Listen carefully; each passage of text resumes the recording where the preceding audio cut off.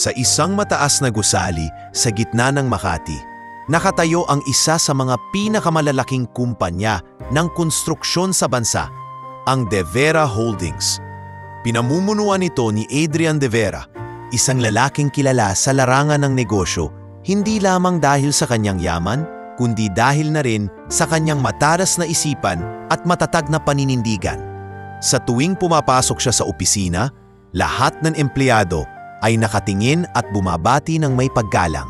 "Good morning, Sir Adrian." Ngunit sa kabila ng lahat ng karangyaan at respeto, may isang bahagi ng kanyang buhay na hindi kayang punan ng kahit anong kayamanan, ang kanyang oras para sa pamilya.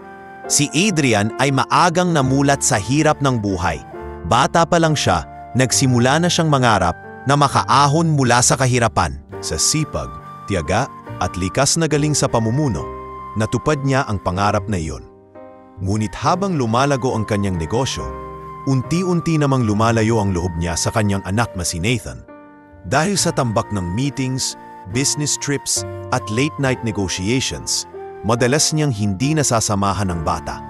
Si Nathan, na 7 pa lamang noong una siyang naiwan ng kanyang ina sa piling ng sakit na hindi naagapan, ay lumaki sa piling ng yaya at mga kasambahay. Madalas siyang nakikita sa isang sulok ng malawak nilang mansyon, naglalaro ng mamalaruan na hindi naman niya lubos na napapahalagahan. Sa halip na tawagin ng kanyang ama kapag may gustong ikuwento, si Yaya Luring ang kanyang unang takbuhan. "Yaya, tingnan mo po, nakagawa ako ng Lego Tower. Ang taas na oh." "May ina, may gagaling-galing mo," sagot ni Yaya Luring habang hinahaplos ang ulo ng bata. "Sigurado akong matutuwa si Sir Adrian kapag nakita niya yan." Ngunit bihira mangyari na makita ni Adrian ang ganoong bagay. Kapag umuwi siya galing opisina, madalas ay pagod na siya at diretsyong pumapasok sa kanyang silid. May mga gabing sisilip siya sa kwarto ni Nathan. Makikita ang anak na tulog at mahina niyang ibubulong. "Sorry anak, bawi ako bukas." Ngunit ang bukas na iyon ay madalas nauurong ng nauurong. Sa mga family gathering naman, madalas siyang tanungin ng kanyang mga kamag-anak, "Adrian, kamusta si Nathan? Lagi ka raw wala sa bahay." Gumiti lang si Adrian, pinipilit itago ang guilt. Mabuti naman siya. "Alam mo naman, trabaho lang, para rin sa kanya ito." Pero sa kanyang puso, alam niyang kulang ang kanyang presensya bilang ama.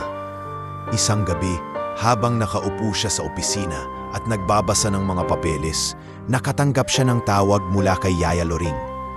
"Sir Adrian, pasensya na po kung istorbo. Pero si Nathan po, matamlay nitong mga araw. Hindi na siya kasing sigla katulad dati. Palagi na lang po siyang nag-iisa." Natigilan si Adrian. "Ganun ba? Baka naman may sakit siya?" "Wala naman po, sir. Pero halata pong miss na miss ka niya. Kanina po kasi, pinakita niya sa akin yung drawing niya ng pamilya ninyo. Kayo, siya at ang yumaong misis ninyo. Sabi niya, sana buo pa kami." Hindi agad nakasagot si Adrian. Parang tinusok ng karayom ang kanyang dibdib sa mga salitang iyon. Matapos ibaba ang telepono, tumitig siya sa city lights ng Makati mula sa bintana ng kanyang opisina. Naisip niya, gaano na ba karaming oras ang nasayang niya sa negosyo habang ang anak niya ay naghihintay. "Siguro tama na, kailangan ko nang ayusin ang oras ko para sa kanya," mahina niyang sabi sa sarili. Ngunit ang plano ay laging natatabunan ng trabaho. Lumipas ang mga buwan, naging mas matagumpay pa ang kanyang kumpanya. Ngunit lumalayo naman ang loob ng kanyang anak. Isang araw ng linggo, nagkaroon siya ng pagkakataong makauwi ng mas maaga kaysa karaniwan. Pagpasok niya sa bahay, nadatnan niya si Nathan na naglalaro mag-isa ng bola sa hardin. Tumigil ang bata at napatitig sa kanya, parang hindi makapaniwala. "Papa?" mahinang sabi ng bata. Ngumiti si Adrian at tinawag ang anak. "Oo anak, si Papa ito. Tara, laro tayo." Biglang lumiwanag ang mga mata ni Nathan. "Talaga, Papa? Sasamahan mo ako?" "Oo naman," sagot ni Adrian habang tinatapik ang ulo ng bata. "Ngayon, akin na yang bola." Tumakbo sila sa hardin, naghabulan at nagtawanan. Sa unang pagkakataon matapos ang matagal na panahon, Naramdaman ni Adrian na buhay siya, hindi dahil sa negosyo, kundi dahil sa presensya ng kanyang anak. Nang gabing iyon, habang sabay silang kumakain ng hapunan, biglang nagsalita si Nathan. "Papa, pwede bang araw-araw ganito?" Natigilan si Adrian. "Anak, sisikapin ni Papa, pangako." Ngumiti si Nathan, ngunit halatang may alinlangan. Alam niyang hindi laging natutupad ang pangako ng kanyang ama. Ngunit sa kanyang puso, umaasa pa rin siyang magbabago ang lahat. Sa kanyang silid bago matulog, nakatingin si Adrian sa lumang larawan ng kanyang namayapang asawa. "Mahal, hindi ko dapat pinapabayaan ang anak natin. Huwag kang mag-alala. Babalik ako sa pagiging ama na deserve niya." Sa gabing iyon, tumimo sa isipan niya na ang kayamanan ay walang halaga kung kapalit naman nito ay ang pagmamahal at presensya na dapat ay sa anak niya lamang nafalaan. Copy ends here. Lumipas ang mga buwan at unti-unting nagbago ang ihip ng hangin sa mansyon ng mga De Vera. Matapos ang ilang taon ng pagiging biyudo, nagpasya si Adrian na muling buksan ang kanyang puso. Hindi lamang dahil sa matinding pangungulila, kundi dahil na rin sa paniniwalang kailangan ni Nathan ng isang ina na gagabay sa kanya. Doon pumasok sa eksena si Bianca, isang magandang dalaga na minsang receptionist lamang sa isa sa mga kumpanyang kapartner ng De Vera Holdings. Sa unang pagkikita, nabighani agad si Adrian sa maamo at tila inosenteng mukha ni Bianca. May kakaibang lambing ang boses nito at ang paraan ng kanyang pagtingin kay Adrian ay para bang nauunawaan niya ang bigat na dinadala ng lalaki. Ilang buwan pa lamang ang kanilang pag-uusap at mabilis na nagkahulugan ng loob ang dalawa.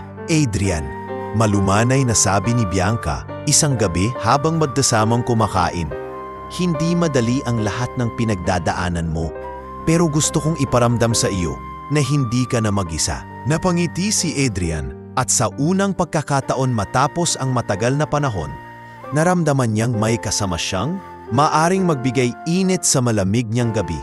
Hindi nagtagal, ikinasal silang dalawa sa isang simpleng seremonya. Noong una, mukhang maganda ang naging simula ng kanilang pamilya.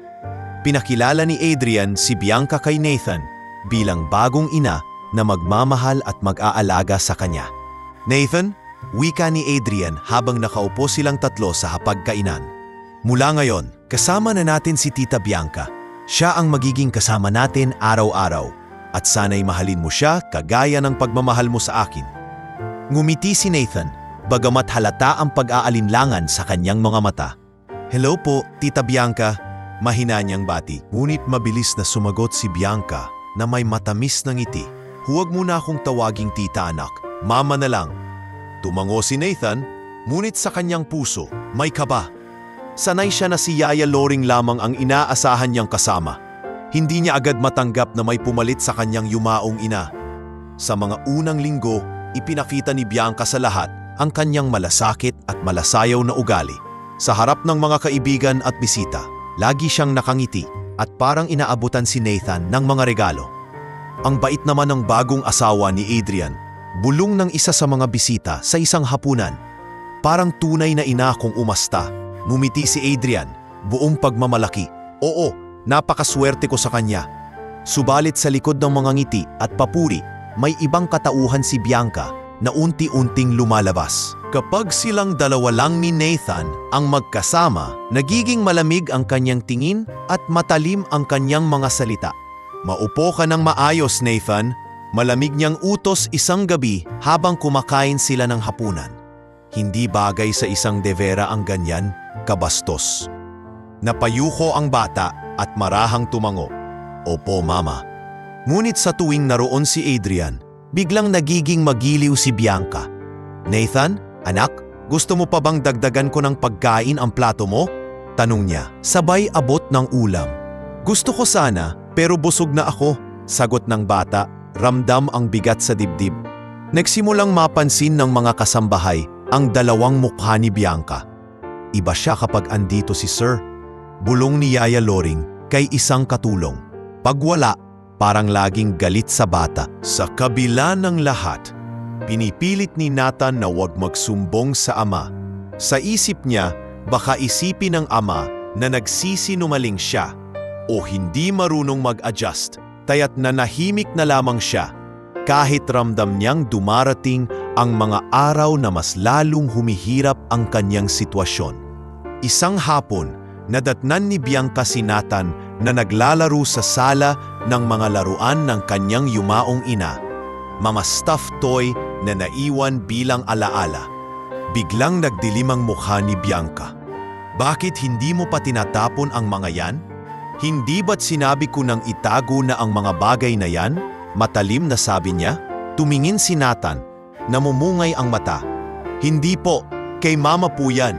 Gusto ko lang pong maalala siya. Wala na ang mama mo. Ako na ang nandito. Sigaw ni Bianca, sabay agaw sa laruan at tinapon ito sa gilid. Naluha si Nathan, ngunit pinili niyang huwag magsalita. Sa halip, tahimik siyang umakyat sa kwarto at isinulat sa kanyang notebook ang damdaming hindi niya masabi. Mama, sana nandito ka pa. Ayaw sa akin ni Mama Bianca. Samantala si Adrian ay patuloy pa ring abala sa kanyang negosyo. Kahit ramdam niyang may mga pagkakataong tila may distansya sa pagitan ng kanyang anak at ng kanyang bagong asawa. Pinipilit niyang isipin na ito ay normal lamang sa simula ng isang bagong pamilya. Bigyan lang natin ng oras, Bianca, sabi niya minsan habang nakahiga sila sa kama. Sigurado akong matututunan ka ring mahalin ni Nathan gaya ng pagmamahal ko sa iyo. Umiling si Bianca, pilit nang umiti. Oo, Adrian, kaya ko siyang mahalin.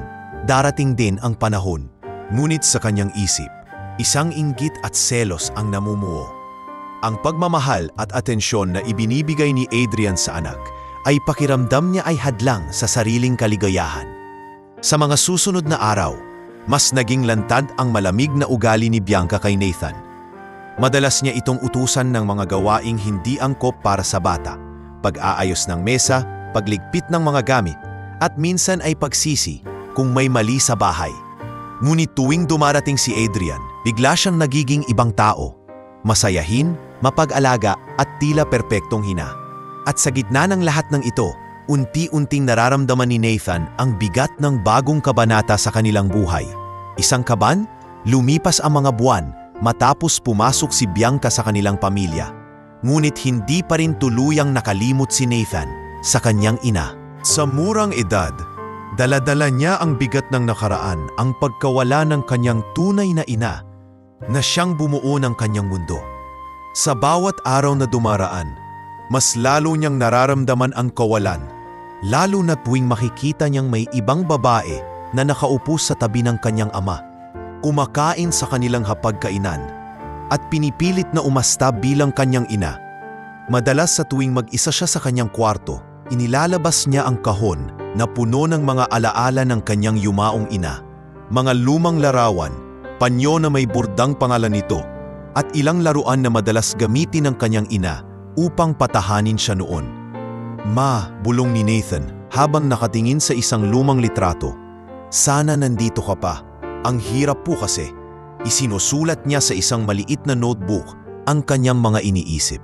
Mga sulat na para lamang sa kanyang ina, mga salitang hindi niya kayang sabihin kay Adrian at lalo na kay Bianca.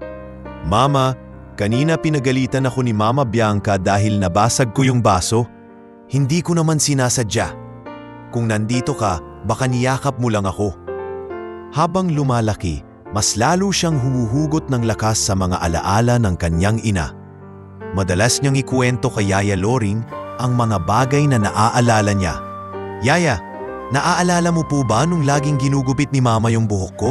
Ang pangit po nun, pero tawa siya ng tawa. Napangiti si Yaya Loring sabay haplos sa buhok ng bata. Oo naman, Nathan, ang mama mo, kahit anong gawin, laging may lambing. Kahit hindi maganda ang gupit, nagmukha ka pa ring cute dahil sa pagmamahal niya. Ngunit kasabay ng mga alaala, naroon din ang sakit. Sa tuwing makikita niya ang ibang bata na kumpleto ang pamilya, kasama ang kanilang ina at ama sa mga school events, pakiramdam niya ay naiwan siya. Minsan, habang nasa isang field trip sa paaralan, nakatabi siya ng isang kaklaseng nakayakap sa kanyang nanay. Anak, enjoy mo lang ha, nandito lang si Mama, rinig niyang sabi ng nanay ng kaklase. Tumagilid siya ng tingin at pinikit ang mga mata. Sa loob-loob niya, bakit ako wala nun? Pag-uwi niya sa bahay, agad niyang hinanap ang lumang larawan ng kanyang ina. Habang nakatitig dito, mahina niyang binulong. Mama, inggit ako. Bakit ako lang yung wala? Sana bumalik ka. Dumating ang isang gabi na hindi na niya mapigilan ang kanyang emosyon. Habang kumakain silang tatlo ni na Adrian at Bianca, bigla siyang nagsalita. Papa, kung nandito pa si Mama, mas masaya siguro tayo. Natigilan si Adrian at napatigil din si Bianca na tila hindi makapaniwala sa narinig. Sa mga sumunod na araw, naging mas mapagmasid si Adrian sa anak. Napapansin niyang may lungkot ang mga mata ni Nathan. Minsan, nadatnan niya itong nakaupo sa gilid ng hardin, nakatitig sa langit. Anak, tawag ni Adrian, anong iniisip mo dyan? Tumingin si Nathan sa kanya at sagot, Papa, iniisip ko lang po si Mama. Baka nakikita niya tayo sa langit. Napaluha si Adrian, ngunit pinilit niyang ngumiti. Oo anak, sigurado akong proud siya sa atin. At kahit wala na siya dito, kasama pa rin natin siya sa puso natin. Ngunit kahit anong ganda ng paliwanag, hindi pa rin lubos na napapawi ang lungkot ng bata. Sa paaralan, nagsimula siyang lumayo sa mga kaklase. Hindi na siya ganoon kaingay at madaldal. Kapag may group activity, madalas ay nag-iisa na lamang siya. Hindi dahil hindi siya tinatanggap, kundi dahil pinili niyang wag makihalubilo. Minsan, isang guro ang lumapit sa kanya. Nathan, bakit lagi kang mag-isa? Ang dami mong kaklase na gustong makipaglaro sa'yo. Ngumiti lang si Nathan at sagot, Okay lang po ma'am, sanay naman po ako na mag-isa. Ang mga salitang iyon ay muling nagbigay ng kirot kay Adrian nang marinig ito mula sa guro. Napagtanto niyang hindi lang pala siya kulang bilang ama, kundi nagkukulang din siya sa pagbibigay ng lakas ng loob sa anak na harapin ang buhay ng mas matatag. Isang gabi, kinausap niya ang anak bago ito matulog. Nathan, alam kong hindi ako laging nandyan, pero gusto kong malaman mo na mahal kita. Hindi kita pababayaan. Tahimik na tumingin si Nathan sa kanyang ama at tumango. Ngunit sa kanyang puso, may kulang pa ring bahagi na hindi kayang punan ng kahit anong salita o pangako. Ang kawalan ng isang ina na hanggang ngayon ay nagbibigay ng sugat na unti-unting bumabaon habang siya ay lumalaki. At habang humahaba ang mga taon, dala-dala pa rin ni Nathan ang kanyang mga bagahe mula sa nakaraan. Mga sugat na hindi madaling maghilom at mga alaala ng pagmamahal ng kanyang ina na nagsilbing tanglaw sa kanyang madilim na mundo. Habang lumilipas ang panahon, mas lalong nagiging lantad ang tunay na kulay ni Bianca sa loob ng mansyon. Sa simula, maliit lamang ang kanyang mga paratang at pasaring kay Nathan. Ngunit unti-unti itong lumalaki at nagiging nakasanayan. Hindi na ito basta simpleng pagkairita, kundi nagiging paraan para iparamdam sa bata na hindi siya kabilang. Isang umaga, nagmamadaling bumaba si Nathan mula sa kanyang silid upang makasabay sa almusal bago pumasok sa eskwela. Masigla niyang pinati ang lahat. Good morning po! Ngunit agad siyang sinalubong ni Bianca ng malamig na tingin. Nathan, ilang beses ko bang sasabihin, ayusin mo naman ang polo mo bago ka bumaba. Nakakahiya sa mga kasambahay na anak-anang De Vera pero ganyan ang itsura. Natigilan ng bata, mabilis na inayos ang kanyang suot. Sorry po, Mama Bianca. Napailing si Yaya Loring sa gilid, hindi makapaniwala na ganun ang pagbati kay Nathan tuwing umaga. Sanay siya na dati, puno ng halakhak at yakap ang almusal ng bata kasama ang yumaong ina. Sa mga ordinaryong araw, lalo pang lumalabas ang mapanupil na ugali ni Bianca. Madalas niyang ipag-utos kay Nathan ang mga gawaing pambahay na hindi naaayon sa edad nito. Nathan, tawag niya isang hapon. Ligpitin mo lahat ng mga plato at siguraduhin mong malinis ha. Ayokong may makitang kahit isang mantsa. Tumango ang bata at sinunod ang utos kahit na halatang hirap sa pagbubuhat ng mabibigat na plato. Nang mabitawan niyang isa at mabasag, mabilis na kumunot ang noo ni Bianca. Ano ba yan? Isa ka talagang pabigat sa bahay na ito. Matalim niyang sigaw. Natigilan si Nathan, nanginginig ang kamay habang tahimik na tinatanggal ang bubog. Hindi siya makapagsumbong sa ama dahil alam niyang kapag naroon si Adrian, Ibang-iba ang ipinapakitang ugali ng kanyang madrasta. Kapag may bisita, biglang nagiging mapagmahal si Bianca. Sa isang hapunan na dinaluhan ng mga kaibigan ni Adrian, nagsilbi siyang huwarang asawa at ina. Ang bait ni Nathan, hindi ba? Biro ni Bianca habang pinapainom ng juice ang bata. He's like my own son, hindi ko na nga nararamdaman na hindi siya galing sa akin. Ngumiti ang mga bisita at pumuri. Napakaswerte mo, Adrian. Nakahanap ka ng babaeng ganyan ang pagmamahal sa anak mo. Ngumiti si Adrian at tumingin kay Bianca ng puno ng pasasalamat. Oo, napakalaking biyaya si Bianca sa amin. Ngunit sa ilalim ng mesa, nakaramdam si Nathan ng marahang pagtapik sa kanyang hita. Hindi ito lambing kundi babala mula kay Bianca. Tahimik itong bulong sa kanya. Ngimiti ka, huwag mong sirain ang imahe ko. Dahil sa takot, napilitan siyang ngumiti kahit sa loob-loob niya ay gusto na niyang umiyak. Habang lumilipas ang mga araw, mas lalo niyang nakikita ang pagkakaiba ng dalawang mukha ni Bianca. Sa harap ng iba, siya ang mabait at mapag-aruga. Sa loob ng bahay, siya ang malamig at mapagmataas. Yaya, tanong ni Nathan isang gabi, habang tinutulungan siyang ayusin ang gamit sa paaralan. Bakit po iba si Mama Bianca kapag may ibang tao? Napabuntong hininga si Yaya Loring. Anak, minsan may mga taong magaling magpakita ng mabuting mukha sa iba. Pero hindi iyon ang totoo. Huwag kang mataot. Nandito si Yaya para sa'yo. Ngunit alam din ni Yaya Loring na hindi niya kayang protektahan ang bata sa lahat ng oras. Kapag sila lang ni Bianca ang magkasama, walang makakapigil sa babae na iparamdam ang bigat ng kanyang galit. Minsan, nadatnan niya si Nathan na nakaupo sa kanyang kama, nagtatago ng luha. Ayokong sabihin kay Papa, Yaya, baka isipin niya na nagsusumbong ako. Ayokong mag-away sila. Muling napaluha si Yaya Loring. Niyakap ang bata at bulong, huwag kang mag-alala. Darating ang araw, malalaman din ng Papa mo ang lahat. Ngunit habang hindi pa iyon dumarating, patuloy na tiniis ni Nathan ang lahat ng sakit at malamig na ugali ni Bianca. Sa bawat araw, mas lalong lumalayo ang kanyang loob hindi lang sa kanyang madrasta, kundi pati na rin sa kanyang ama, sapagkat sa isip niya, baka hindi rin siya paniwalaan nito kung sakaling magsalita siya. At sa likod ng mga malalamig na salita at mga maliliit na sugat na dinadala ng kanyang madrasta, unti-unti nang nabubuo ang mga lamat sa loob ng kanilang pamilya. Mga lamat na balang araw ay magbubukas sa mas malaking trahedya. Isang araw, nakatanggap si Adrian ng imbitasyon mula sa paaralan ni Nathan.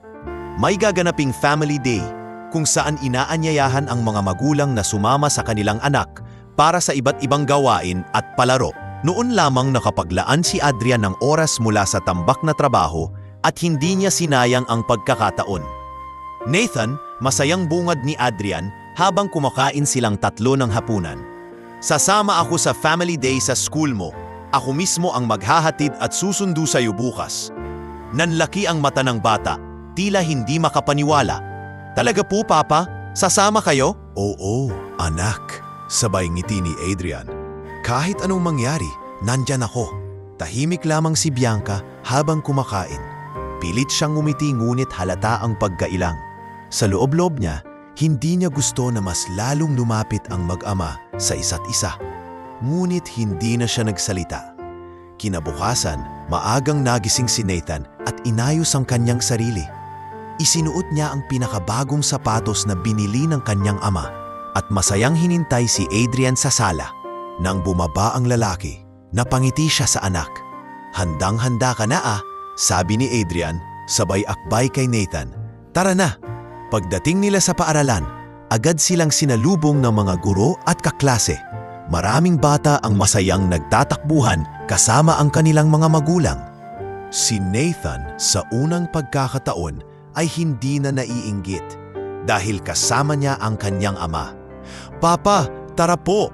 May paligsahan pong sack race, masiglang aya ni Nathan. Tumawa si Adrian. Sige anak, subukan natin. Nag-umpisa ang laro at sabay na pumalun ang mag-ama sa sako. Halos matumba sila, ngunit nagtawanan lamang. Papa, ang bagal mo, biro ng bata. Anak, ikaw kasi ang mabigat. Sagot ni Adrian na ikinatawa ng lahat ng nanonood. Bagamat hindi sila nanalo, ramdam ni Nathan na siya na ang pinakamasayang bata sa araw na iyon. Sa bawat aktibidad mula sa larong patintero hanggang sa pagkukulay ng malaking banner, kasama niya ang kanyang ama.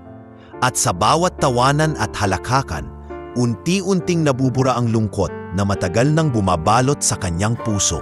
Sa huli ng programa, nagkaroon ng pagkakataon ang mga bata na magbigay ng simpleng mensahe sa kanilang mga magulang. Tahimik na tumayo si Nathan sa harap ng klase at ngumiti. "Salamat po, Papa, kasi sumama kayo ngayon. Masaya po ako kasi dito kayo."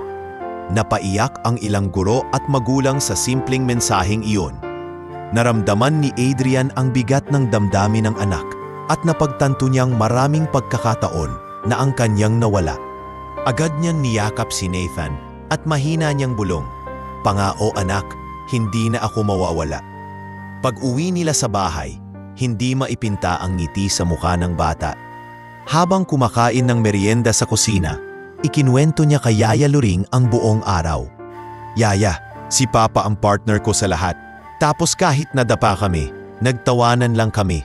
Ang saya-saya ko po." Napangiti si Yaya Loring, ngunit napatingin din siya kay Bianca na napatayo sa gilid at nanonood lamang.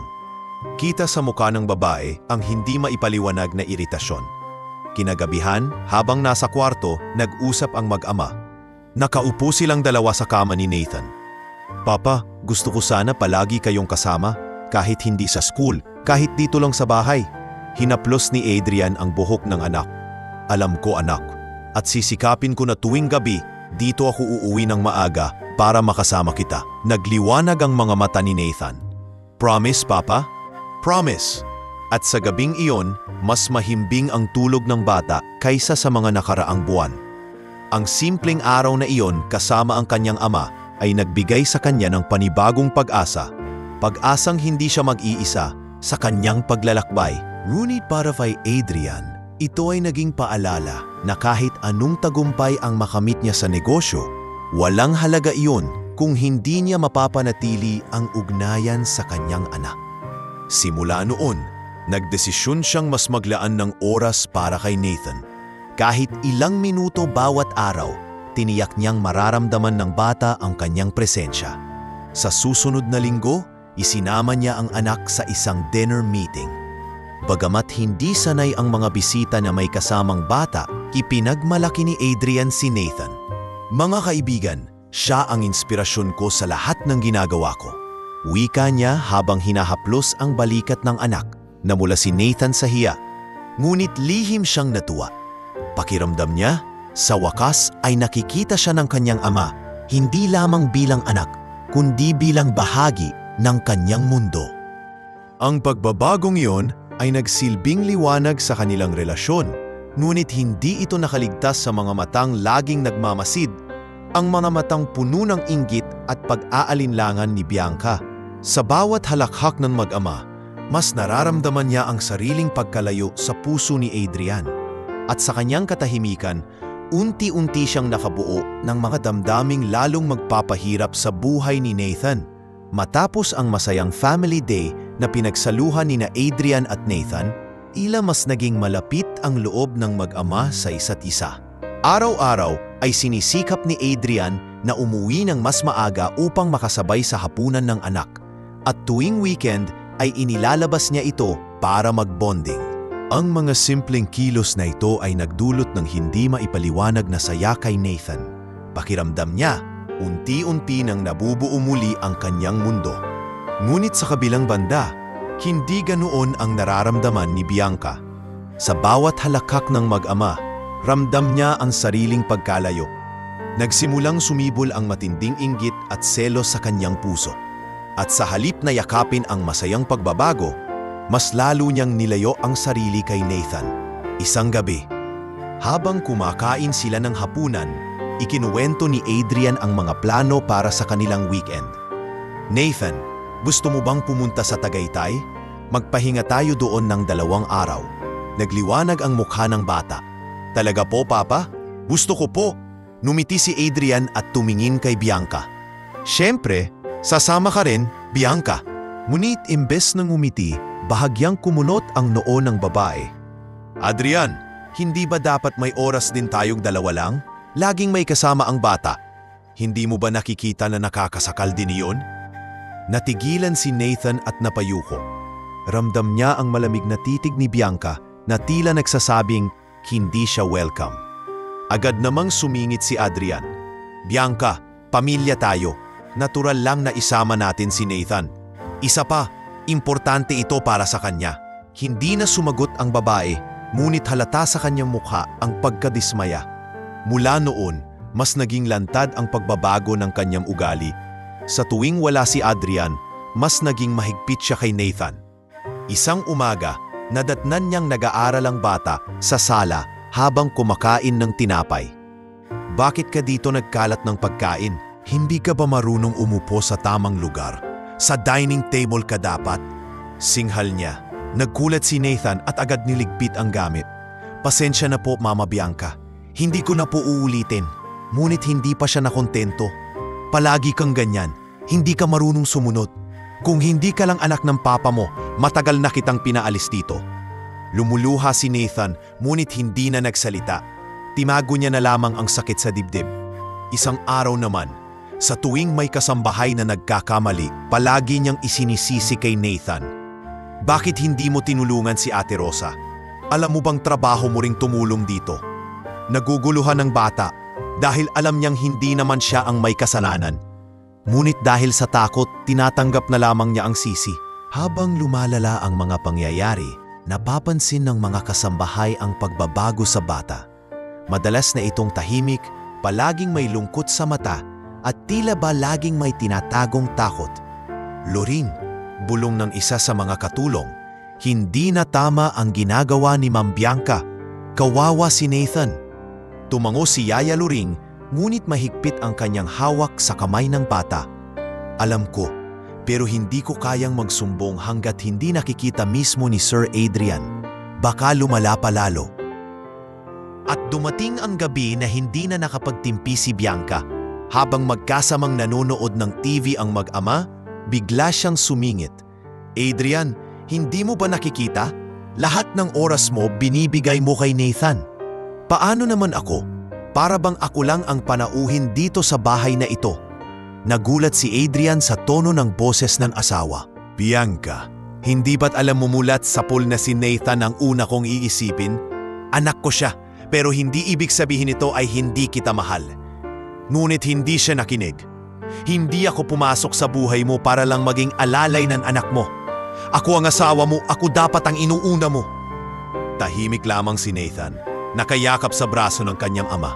Sa kanyang murang isip, ramdam niyang siyang dahilan ng away. Ngunit imbes na magsalita, mas pinili niyang manatiling tahimik at umiyak na lamang sa kanyang unan ng gabing iyon. Habang lumilipas ang mga araw, mas lalo pang naging lantad ang pagkamuhi ni Bianca. Hindi niya mapigilang magbitiwan ng masasakit na salita sa bata, lalo na kapag wala si Adrian. Hindi mo alam kung gaano kahirap na lagi kitang nakikita. Sana wala ka na lang dito. Ngunit sa harap ng kanyang asawa at mga kaibigan, siya pa rin ang huwarang ina. Sa bawat pagtitipon, magiliw niyang ipinapakita kung paano niyang mahal si Nathan. Pinapainom ng juice, pinupunasan ang bibig at ikinukwento kung gaano siyang kaswerte na magkaroon ng anak na mabait. Ang bait ni Nathan, madalas niyang sabihin sa bisita, parang tunay ko na ring anak. Ngunit sa likod ng ngiting iyon, naroon ang malamig at mapanuyang mata na nakikita lamang ni Nathan. Sa kabila ng lahat, pinipilit pa rin ng bata na maging masunurin at huwag maging pasanin. Ngunit habang tumatagal, mas lalong lumalalim ang takot na bumabalot sa kanyang puso. At sa bawat araw na lumilipas, mas nagiging malinaw na ang inggit at galit ni Bianca ay hindi lamang simpleng tampo, kundi unti-unti nang nagiging dilubyong sisira sa katahimikan ng kanilang pamilya.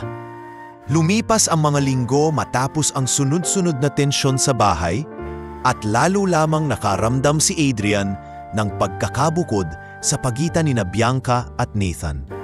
Bagamat hindi direktang sinasabi ng bata ang kanyang nararamdaman, Nakikita ng ama ang lungkot na bumabalot sa mga mata nito. Tuwing gabi, bago matulog, madalas niyang mapansin si Nathan na nakatingin lamang sa bintana, tila may hinihintay. "Anak?" marahang tanong ni Adrian isang gabi. "May problema ba? Parang malungkot ka nitong mga araw." Umiling si Nathan, pinilit ang ngiti. "Okay lang po ako, Papa. Siguro pagod lang." Ngunit hindi kumbinsido si Adrian. Naramdaman niyang may hindi sinasabi ang anak at alam niyang kailangan na niyang gumawa ng paraan. Isang umaga sa opisina, habang nakatitig sa mga dokumentong nakatambak sa kanyang mesa, nagdesisyon siya, "Hindi na ako pwedeng magpatuloy sa ganito. Kung kailangan kong magsakripisyo ng oras sa negosyo para sa anak ko, gagawin ko." Doon nagsimula ang plano. Isang plano na muling bubuo sa relasyon nila ni Nathan. Unang hakbang, nagdesisyon siyang maglaan ng oras araw-araw para sa bata. Hindi na sapat ang tuwing weekend lamang. Simula noon, tinapos niya ang mga meeting ng mas maaga. Kahit pagod, sinisigurado niyang uuwi siya bago matapos ang hapunan. Isang gabi, ikinagulat ni Nathan nang makita ang ama sa kusina. "Papa? Andito na po kayo?" "Hindi pa po gabi." Ngumiti si Adrian at umupo sa tabi niya. "Oo anak, mula ngayon sisiguraduhin kong makakasama kita tuwing hapunan. Walang makakapigil kahit gaano pa karaming trabaho." Kumislap ang mata ng bata at niyakap ang kanyang ama. Para sa kanya, ito na ang pinakamagandang regalo. Ngunit hindi lamang yon ang plano ni Adrian. Habang papalapit ang kaarawan ni Nathan, nag-isip siya ng espesyal na paraan upang ipakita ang pagmamahal niya. Ilang araw bago ang petsa, pumunta siya sa isang toy store at hinanap ang matagal nang kinukwento ng bata.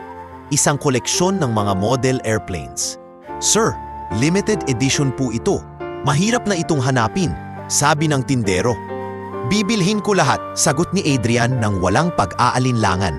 "Ito ang gusto ng anak ko." Habang bitbit ang mga kahon, ramdam niya ang tuwa sa kanyang puso. Sa isip niya, hindi pera ang sukatan ng pagmamahal, pero kung ito ang magpapasaya kay Nathan, ibibigay ko. Samantala sa bahay, hindi lingid kay Bianca ang mga kilos ng asawa. Habang nakikita niyang mas nagiging malapit ang mag-ama, lalong tumitindi ang kanyang inis. Ngunit sa tuwing tinatanong siya ni Adrian, pinipilit niyang itago iyon sa likod ng mapait na ngiti. "Bianca," wika ni Adrian, "bukas, uuwi ako ng mas maaga. Birthday ni Nathan, gusto kong sorpresahin siya." Napilitan siyang umiti. "Sige Adrian, ako na ang bahala dito sa bahay. Siguraduhin mong wala kang ibang iniisip bukas kundi ang anak mo." Kinabukasan, nag-ayos ng schedule si Adrian upang makaalis sa opisina bago magtanghali. Habang nagmamaneho pa uwi, daman niya ang kakaibang kasabikan. Ilang taon din niyang nakaligtaan ng mga ganitong okasyon dahil sa trabaho. "Ngayong araw, babawi ako," bulong niya sa sarili. Pagdating niya sa mansyon, dahan-dahan siyang pumasok upang sorpresahin ang anak. Bitbit ang mga kahon ng regalo, inasahan niyang madadatnan niya itong masaya at naglalaro. Ngunit sa halip na kasiyahan, iba ang bumungan sa kanya. Isang eksena na tuluyang magpapaguho sa kanyang mundo. Bago iyon, ilang minuto pa lamang ang nakalilipas, si Nathan ay nasa sala, tahimik na naglalaro ng kanyang lumang laruan. Naroon si Bianca, nakauo at nakamasid, tila ba hindi masaya sa nakikita. Mula sa kanyang upuan, nang umpisa siyang magbigay ng mga komento. "Hindi ka ba napapagod dyan? Laro ka ng laro. Wala ka namang alam gawin, ni hindi ka man lang marunong maging masunurin." Tahimik si Nathan, pero hindi niya naiwasang magsalita. "Mama Bianca, gusto ko lang po maglaro. Birthday ko naman po mayon." At iyon ang nagpasiklab ng galit ng babae. "Birthday? At ano mayon kung birthday mo? Akala mo ba may magbabago? Isa ka pa ring pabigat dito sa bahay." Tumayo siya at biglang sinipa ang laruan ng bata. Natigilan si Nathan, napaupo sa sahig at nagsimulang umiyak. At doon mismo dumating si Adrian, dala ang kanyang mga regalo. Ngunit natigilan sa pintuan. Sa halip na sorpresa, nasaksihan niya ang mismong sakit na matagal nang itinatago ng anak. Ang tanawin ng sariling asawa na nananakit ng kanyang anak ay parang matalim na punyal na tumusok sa kanyang dibdib. Natigilan siya, hawak pa rin ang mga kahon, at pakiramdam niya ay gumuho ang lahat ng kanyang pinaghirapan. Hindi iyon ang inaasahan niyang pagbabalik para sa anak. Ngunit iyon ang eksenang magbabago sa takbo ng kanilang buhay. Dahan-dahang ibinaba ni Adrian ang hawak niyang mga kahon ng regalo. Halos hindi makapaniwala sa eksenang nasaksihan sa mismong sala ng kanyang tahanan. Ang mga mata niya ay nanlaki, at para bang bumigat ang bawat hakbang ng kanyang paa. Nakita niya si Bianca na nakatayo, galit na galit, habang si Nathan naman ay nakasalampak sa sahig, humihikbi, at hawak ang sarili niyang braso na tinamaan ng sipa ng kanyang madrasta. "Bianca!" Malakas na sigaw ni Adrian. "Anong ginagawa mo?" Napatigil si Bianca, tila hindi inaasahan na naroon ang kanyang asawa. Agad niyang pinilit ayusin ang kanyang sarili. "Adrian, hindi mo naiintindihan. Dinidisiplina ko lang siya. Ang kulit-kulit kasi hindi marunong sumunod." Ngunit hindi na siya pinatapos ng lalaki. Disiplina ba ang tawag sa pananakit sa bata? Birthday niya ngayon, tapos ganito ang gagawin mo sa kanya? Niyakap ni Nathan ang kanyang mga tuhod. Halos hindi makapagsalita sa sobrang takot. "Pa, pasensya na po. Hindi ko naman po sinasadya." Lumapit agad si Adrian sa anak at niyakap ito ng mahigpit. "Huwag kang humingi ng tawad, anak. Wala kang kasalanan." Habang yakap niya ang anak, unti-unting bumagsak ang mga regalong dala niya. Ang ingay ng pagkakahulog ng mga kahon ay tila hudyat ng pagkawasak ng kanyang mundo. Lahat ng kanyang pinaghirapan upang muling buuin ang pamilya ay parang naglahong parang bula sa isang iglap. Si Bianca naman ay patuloy sa kanyang paliwanag, ngunit puno ng pagkukunwari. "Adrian, hindi mo naiintindihan. Lagi siyang sumasagot, lagi siyang pasaway. Kung hindi ko siyang didisiplinahin, lalaki siyang walang respeto." Tumingin si Adrian sa kanya, naglalagablab ang mga mata sa galit. "Walang respeto? Bianca, ikaw ang walang respeto. Hindi mo iginagalang ang anak ko, at mas lalo mong hindi iginagalang ang alaala ng ina niya." Natigilan si Bianca. Ramdam niyang ito na ang umpisa ng pagbagsak ng imahe niyang maingat niyang binuo sa harap ni Adrian. "Papa," mahinang tawag ni Nathan habang nakayakap sa kanya. Nanginginig ang katawan. Ayoko na po dito." Napaluhod si Adrian at hinarap ang anak. Hinaplos niya ang pisngi nito na basa ng luha. "Shh, anak, andito si Papa. Hindi ka na niya masasaktan. Hindi na kita pababayaan." Nagpatirapang umiiyak si Nathan, at sa bawat paghikbi nito ay parang hinahati ng punyal ang puso ni Adrian. Doon niya tuluyang napagtanto kung gaano niya kamali ang pag-aakalang si Bianca ang makakabuo muli sa kanilang pamilya. "Bianca," mariin niyang sabi, tumayo at binitbit ang anak. "Mula ngayon, hindi mo na siya gaganawin. Hindi mo na siya sasaktan kahit kailan." Sinubukan pang humarang ni Bianca. "Adrian, huwag kang padalos-dalos. Ako ang asawa mo. Wala kang karapatang alisin ako sa buhay ninyo." Ngunit mariin siyang tinapunan ng tingin ni Adrian. "Asawa kita, oo. Pero higit sa lahat, ama ako. At bilang ama, hindi ko hahayaan na masaktan ang anak ko sa loob mismo ng bahay na ito." Tahimik na umiyak si Nathan sa balikat ng kanyang ama. Habang umaakyat sila sa kanyang silid, nagdesisyon si Adrian na manatili muna roon kasama ang anak. Pinatulog niya ito, hinaplos ang buhok, at pinanood hanggang makatulog mula sa pagod at luha. Pagbalik niya sa sala, nadatnan niya si Bianca na nakaupo, nanginginig at puno ng inis. "Kung aalisin mo ako sa buhay ninyo, Adrian, magsisisi ka. Hindi mo alam kung ano ang kaya kong gawin." Ngunit hindi na siya nagpadaig sa mga pagbabanta nito. "Hindi mo na kailangang magsalita.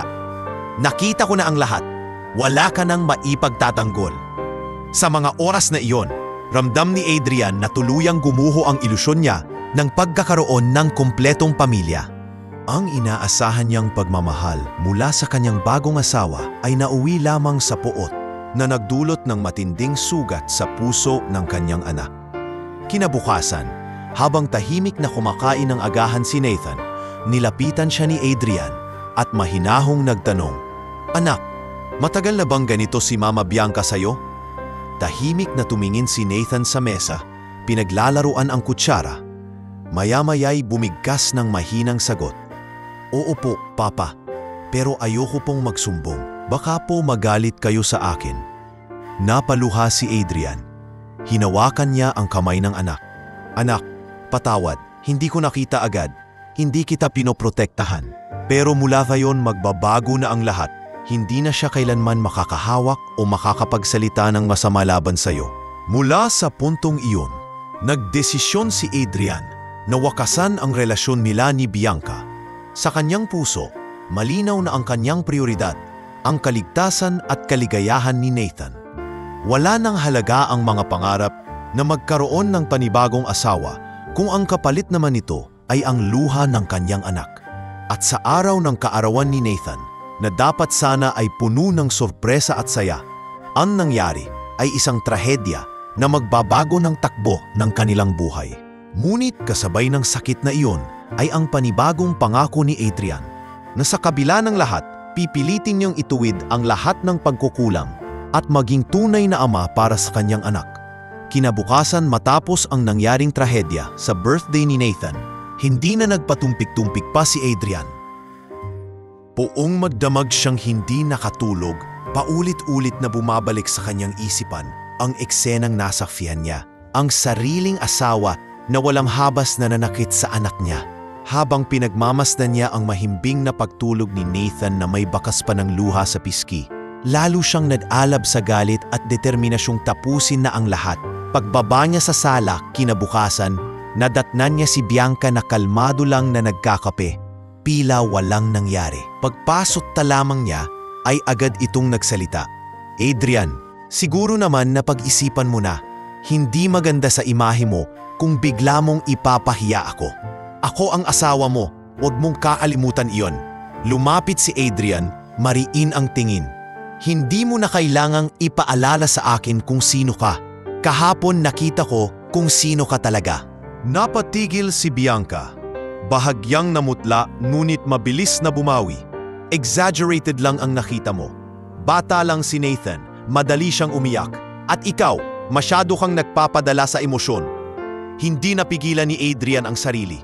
Bianca, bata nga siya, anak ko siya, at kahit ulang beses mo pang i-justify, wala kang karapatang saktan siya. Hindi ito tungkol sa pagiging emosyonal. Ito ay tungkol sa pagiging tao, sa pagiging magulang. Tumayo si Bianca, namumulang mukha. Kung ganoon, ako pa ang masama? Lahat ng sakripisyo ko para maging bahagi ng pamilya ninyo, mawawalan lang ng halaga dahil lang sa batang yan? Sumagot si Adrian ng mariin. Hindi lang basta batang yan. Siya ang dugot laman ko. Siya ang buhay ko. At kung hindi mo siya kayang mahalin, kahit respeto man lang sana, pero hindi mo iyon nagawa. Naging mainit ang pagtatalo. Habang tumatagal, mas lumalabas ang tunay na ugali ni Bianca. Hindi ko kailanman minahal ang batang yan. Palagi siyang hadlang sa atin. Palagi kang nakatuon sa kanya, habang ako, lagi na lang pangalawa. Wala akong lugar sa buhay mo dahil nandyan siya. Napakuyom ang kamao ni Adrian, pinipigilan ang sarili. Kung ganoon pala ang nararamdaman mo, bakit ka pa nagpakasal sa akin? Para saan? Para sa pangalan? Para sa pera? Hindi nakasagot agad si Bianca, ngunit ang katahimikang iyon ay sapat na. Sa puntong iyon, kinuha ni Adrian ang kanyang cellphone at tinawagan ang kanilang abogado. Kailangan kong makausap ka ngayon din. May dapat tayong ayusin tungkol sa asawa ko. Nabigla si Bianca. Adrian, wag mo akong tatakutin. Hindi ka pwedeng basta na lang magdesisyon. Ngunit mariin ang kanyang sagot. Hindi kita tinatakot. Ito na ang simula ng pagtatapos ng lahat. Ayoko nang may kasamang mapanakit at sinungaling sa buhay namin ni Nathan. Samantala, habang nagaganap ang pagtatalo, lumabas si Nathan mula sa itaas. Hawak-hawak ang kanyang paboritong laruan. Narinig niya ang halos lahat. Dahan-dahan siyang lumapit at mahina ang tinig. Ako po ba ang dahilan ng away ninyo? Agad lumuhod si Adrian sa harap ng anak at hinawakan ang kanyang balikat. Hindi anak. Tandaan mo ito. Wala kang kasalanan. Hindi ikaw ang problema. Hindi kailanman ikaw. Ngunit biglang sumabat si Bianca, puno ng paninisi. Oo, ikaw ang dahilan. Kung hindi dahil sa'yo, hindi magiging ganito ang buhay namin. Naluha si Nathan at napayakap sa kanyang ama. Papa, mabilis na tumayo si Adrian at tinalikuran si Bianca. Tama na, Bianca. Hindi mo na kailangang dagdagan pa. Kung hindi mo kayang respetuhin ang anak ko, wala ka ng lugar dito. Pagkatapos ng matinding pagtutuos na yon, dinala ni Adrian si Nathan palabas ng bahay. Habang nagmamaneho, nagpasya siyang manatili muna sila sa isang rest house na pagmamay-ari ng kanilang pamilya sa probinsya.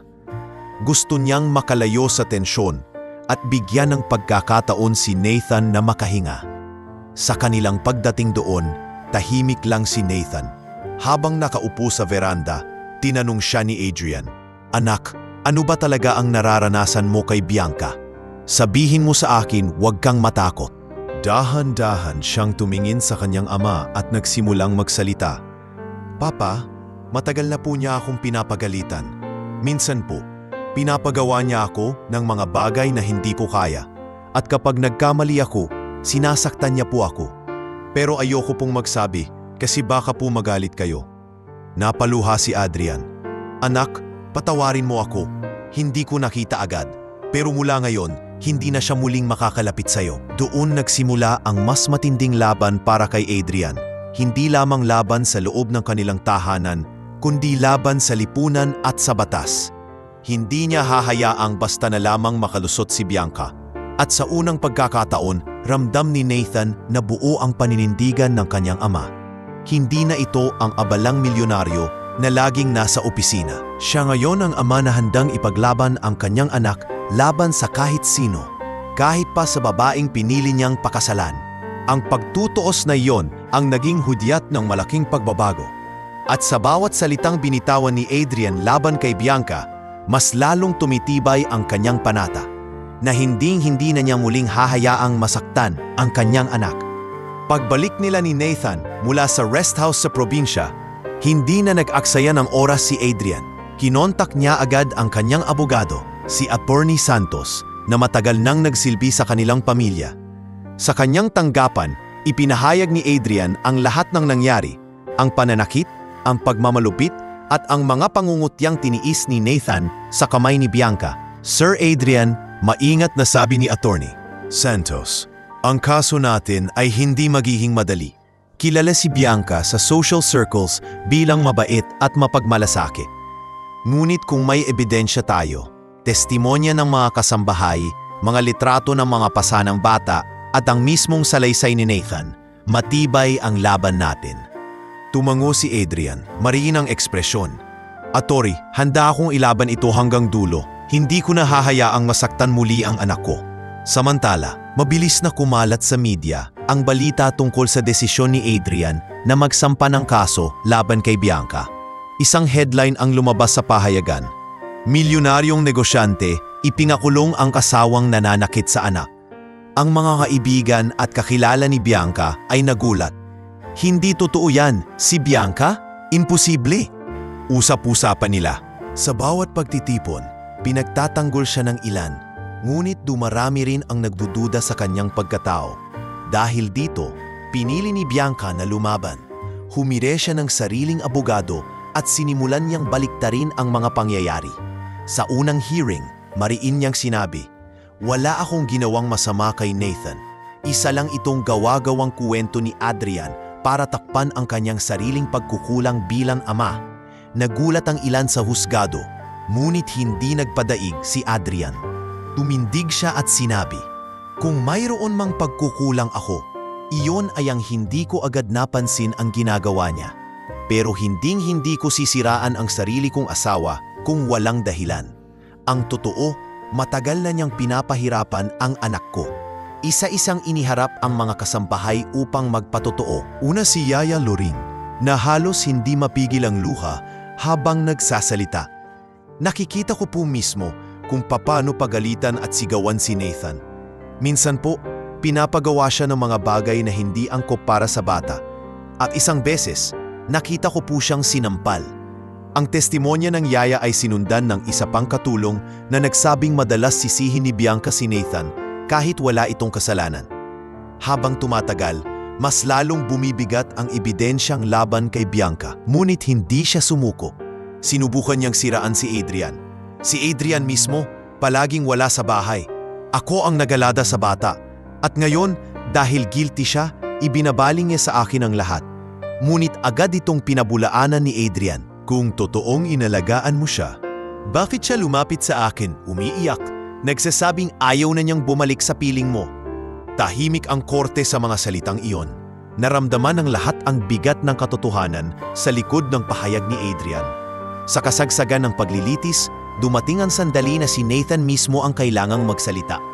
Kinakabahan ng bata habang nakaupo sa witness stand. Nathan, tanong ng hukom, sabihin mo sa amin, ano ang ginagawa sa iyo ni Mama Bianca?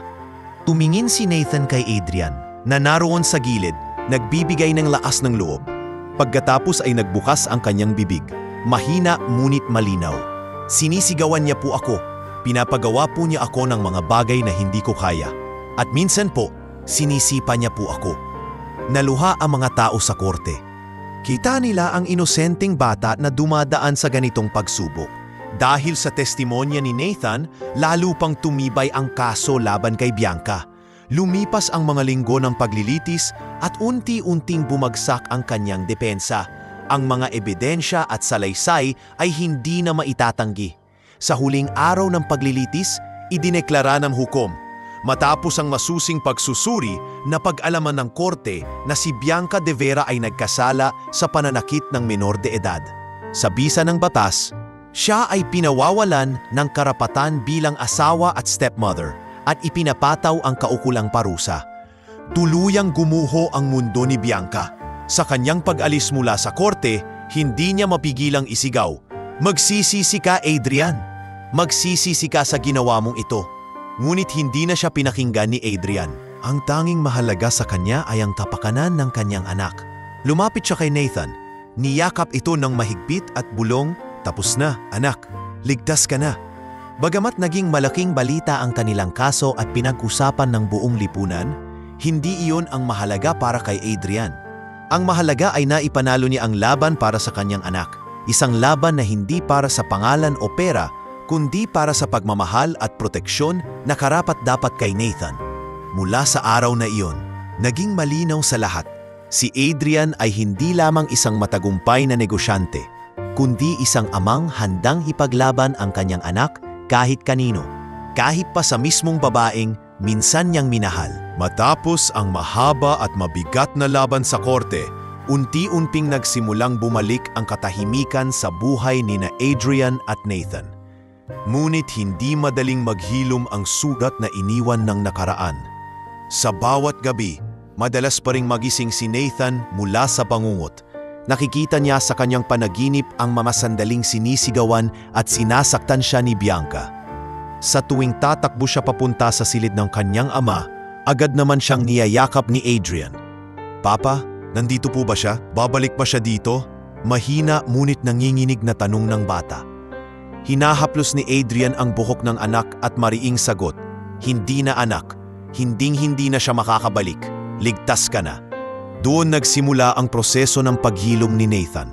Upang tulungan ang bata, naghanap si Adrian ng isang child psychologist na espesyalista sa trauma. Pinakilala niya si Nathan kay Dr. Ramirez, isang mabait at maunawaing babae. Noong una, tahimik lamang si Nathan tuwing sesyon. Nakaupo siya sa gilid ng upuan, halos hindi makatingin ng diretsyo sa mata ng doktor. "Okay lang, Nathan," malumanay na wika ni Dr. Ramirez. "Hindi mo kailangang magsalita kung hindi ka pa handa. Pero nandito ako para makinig." Makalipas ang ilang linggo, dahan-dahan nang nagsimulang magsalita si Nathan.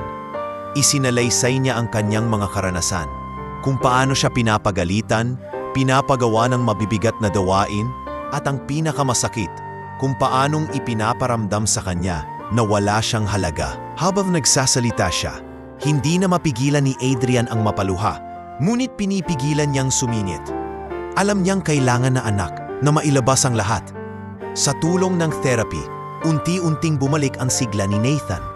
Naging mas bukas na siya sa kanyang ama. Nagsimulang makipaglaro muli sa mga kalaro sa eskwela. at magkaroon ng lakas ng loob na magsalita kung may nararamdaman siyang hindi tama. Isang gabi, habang sabay silang nag-aaral ng kanyang mga asignatura, biglang nagsalita si Nathan. "Papa, alam niyo po ba, gusto kong maging doktor balang araw para matulungan ko rin ang mga batang katulad ko na nasasaktan." Napangiti si Adrian at napaluha. "Iyan ang pinakamasayang balita na narinig ko. Suportado kita, anak. Kahit anong pangarap mo, susuportahan kita." Bukod sa therapy, nakatulong din ang bagong pagkakaibigan ni Nathan sa kanyang pagbangon. Sa eskwela, nakilala niya si Miguel, isang kaklase na madalas siyang ipagtanggol sa tuwing may nangaasar. "Nathan, huwag mo silang pansinin. Tara, sabay tayong maglaro." Unti-unting natutunan ni Nathan na hindi lahat ng tao ay tulad ni Bianca. May mga taong handang makinig at magmahal ng totoo.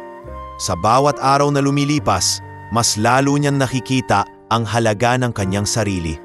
Samantala, si Adrian ay naging mas hands-on na ama. Hindi na niya hinayaang matabunan ng negosyo ang kanyang responsibilidad bilang magulang. Bagamat mahirap isabay ang pamamalakad sa kumpanya, sinigurado niyang palaging may oras siya para sa anak. Tuwing gabi, bago matulog, nagkakaroon sila ng simpleng kwentuhan time. Minsan, nagkukuwento si Adrian ng mga karanasan niya noong bata pa siya. Minsan naman, si Nathan ang nagbabahagi ng mga nangyari sa eskwela. Sa simpleng ritual na iyon, mas lalo silang naging malapit sa isa't isa. Ngunit hindi naging madali ang lahat. May mga pagkakataon na bumabalik ang takot ni Nathan. Minsan, habang nasa isang school program, may babaring kahawig ni Bianca ang pumunta sa harap. Biglang nanlamig ang bata at napayakap ng mahigpit sa kanyang ama. "Papa, siya po ba iyon? Babalik po ba siya?" Hinaplos ni Adrian ang likod niya. "Hindi siya iyon, anak. At kahit bumalik man siya, wala na siyang karapatan. Ako ang magtatanggol sa iyo." Ang matibay na paninindigan ng kanyang ama ang nagsilbing sandigan ni Nathan sa bawat pagdududa. Dahil sa suporta at pagmamahal, unti-unti nang bumalik ang tiwala ni Nathan sa sarili. Nagsimula siyang sumali sa mga extracurricular activities. Naging miyembro siya ng art club at natuklasan ng lahat ang galing niya sa pagguhit. Isang araw, ipinakita niya kay Adrian ang kanyang ginawang painting. Larawan nila ng kanyang namayapang ina at ang kanyang ama habang siya ay nasa gitna. "Papa, ito po ang pamilya ko. Buo pa rin kahit wala si mama." Hindi na napigilan ni Adrian ang luha. "Tama ka, anak. Buo pa rin tayo. At lagi tayong buo, anuman ang mangyari." Sa mga sumunod na buwan, nakitaan si Nathan ng malaking pagbabago. Mula sa batang tahimik at puno ng takot, naging masigla siyang muli, may kumpiyansa at muling nangarap para sa kanyang kinabukasan. At sa bawat hakbang na iyon, naroon si Adrian. Hawak ang kanyang kamay, hindi na kailanmang bibitawan. Sa wakas, ang sugat na iniwan ng nakaraan ay nagsimulang maghilom. At bagamat mananatiling bahagi ng kanilang kasaysayan ng sakit, ang pagmamahal at pangako ni Adrian bilang ama ang nagpatunay na anumang sugat, gaano man kalalim, ay kayang pagtagumpayan basta't may tunay na pagmamahal at proteksyon. Matapos ang ilang buwan ng pagdadaan sa therapy at unti-unting paghilom, dumating ang panahon na kailangan gumawa ng mas malaking pagbabago si Adrian para sa ikabubuti nilang mag-ama. Ang mansyon na minsang naging simbolo ng kanyang tagumpay ay ngayon puno na lamang ng masasakit na alaala. Sa bawat sulok nito ay may bakas ng mga sigawan at pang-aapi ni Bianca. Kaya't nagdesisyon siya, lilipat sila ng bahay. Nathan, maingat na bungad ni Adrian isang gabi habang naglalatag ng plano. "May gusto sana akong sabihin. Ano sa tingin mo kung lumipat tayo ng mas tahimik na lugar? Yung mas simple, mas payapa. Wala nang makakapagdala sa atin ng sakit." Napatigil ang bata at nag-isip, "Papa, ibig sabihin, iiwan na natin ang bahay?" Tumango si Adrian. "Oo, anak.